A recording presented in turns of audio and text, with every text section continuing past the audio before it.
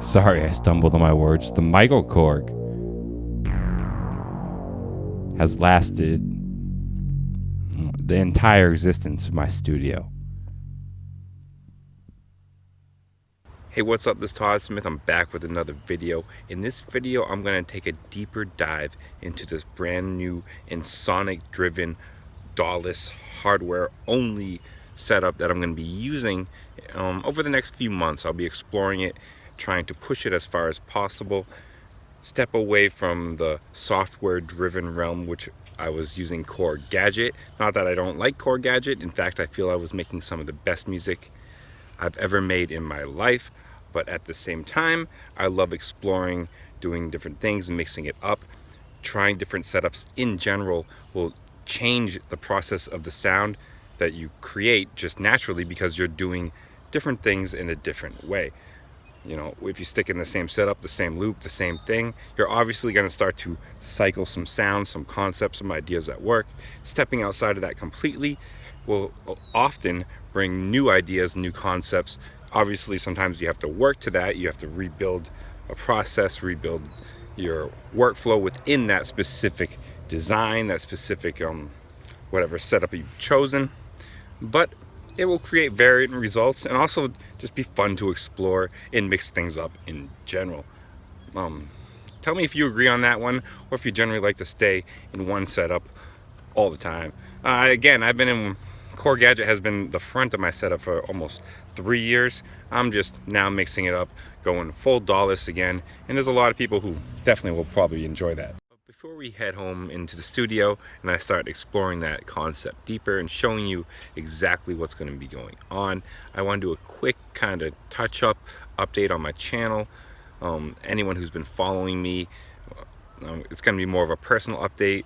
At this point, if you want to skip over, I'll put a time link down below so you can just go straight to the studio if you don't care. This is probably more for the people who've actually been following my content for a while and kind of care about what's going on. Now, if you know, I posted about my cat's cancer a couple months ago. That has played out fully, completely. It happened about a week ago where I actually had to completely put her to sleep. I kept her alive as long as possible with the concept of her being able to enjoy her time. Once her suffering became too great, you had to balance that out between keeping her alive and her suffering. I got an airplane. I will be right back. And that has affected my content for the last few months. I mean, that's the reason why I've been doing really short videos, is I'm not going to spend all day editing, cutting, doing these really long length, insane videos while I'm watching my cat's there and it's her final days. It just wasn't going to happen, guys. I got some flack. Pretty much everyone understood. A few people questioned it. They're like, why are you making 1-minute videos? Blah, blah, blah. I mean, if you don't watch my content, you don't keep up, I don't feel the need to explain myself to you or anybody, you know what I mean? As long as YouTube's happy with what I'm doing, I mean, I don't care. The fact is, I needed to be there for my cat. I needed to have that time for my cat. So my content took a punch. It was a lot shorter.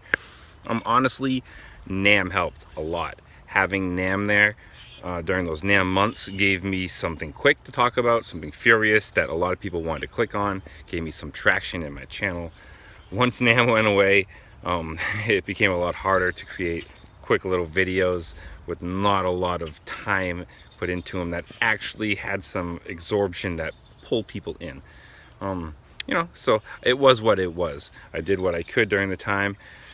Things have changed now. As you're going to see, this content's going to flip around. There's going to be a lot more involved here. Thank you so much for the support during this time, guys. During this whole channel existence, you guys are completely changing my life.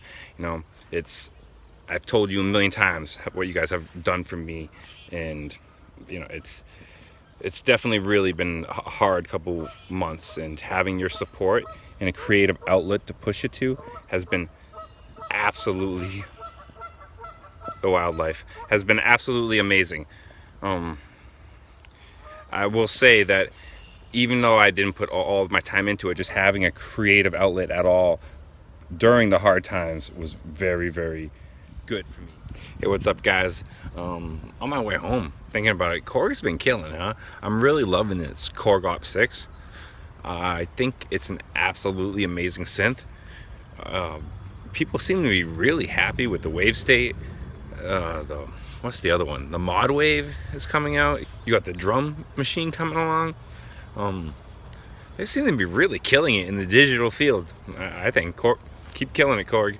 I do wish you guys made different builds, guys. I mean, I know you guys don't watch me and you guys don't care, but the fact is you guys need to start building just modules in full-size keyboards and forget about these little $700 mid-range mid-keyboard with high poly counts. It doesn't make sense to me as a person, a consumer. And there's a lot of other people, I think, who would agree with that. So Korg, get on that one. More modules, more full-size keyboards.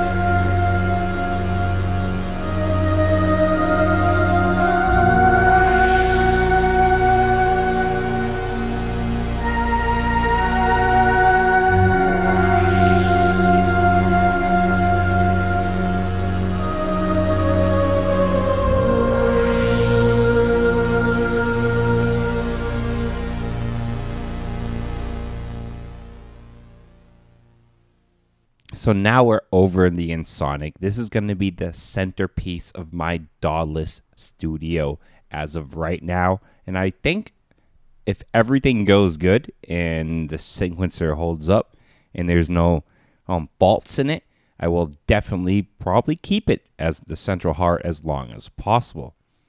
This is stepping back 30 years in hardware sequencing. Even though it has some limitations within its field compared to a new, modern, brand new thing that might have some new specs, it can very much hold its own in terms and just of how much tracks it gives you, how long those individual sequencing tracks can be, and the overall just stability of the machine, because many people have brought this thing onto a stage as a central heart to just please a whole crowd. So if you have a piece that you know works, and you find a workflow that you vibe with it, you can be pretty sure that it's going to be pretty solid and pretty stable in its workflow. There's copy functions, there's paste functions. You can split your keyboard range. And then when it comes down to it, the sound engine itself really does just sound amazing even today.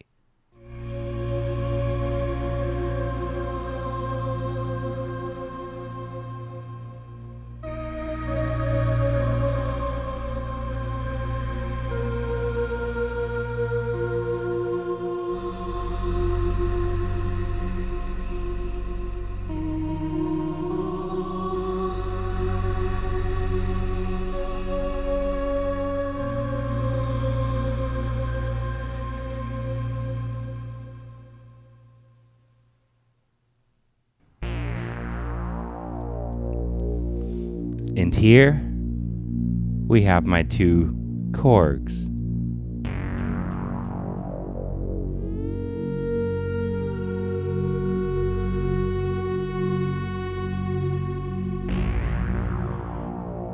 This is 20 years of Korg. Actually more than 20.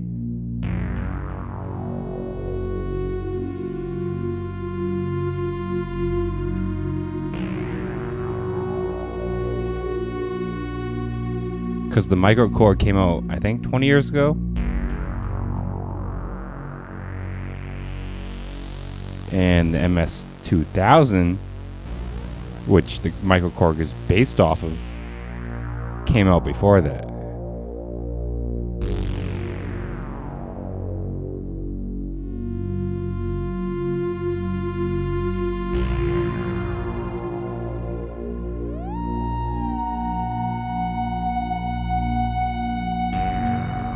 They sound great together, don't they?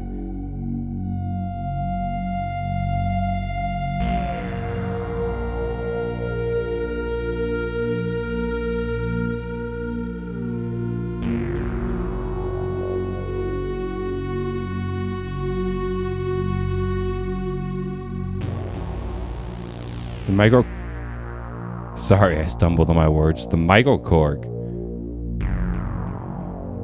has lasted the entire existence of my studio.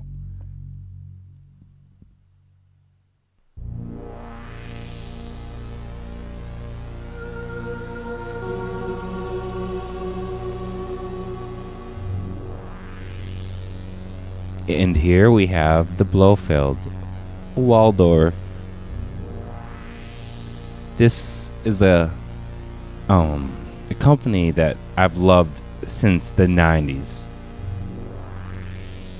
I fell in love with their Q and the microwave.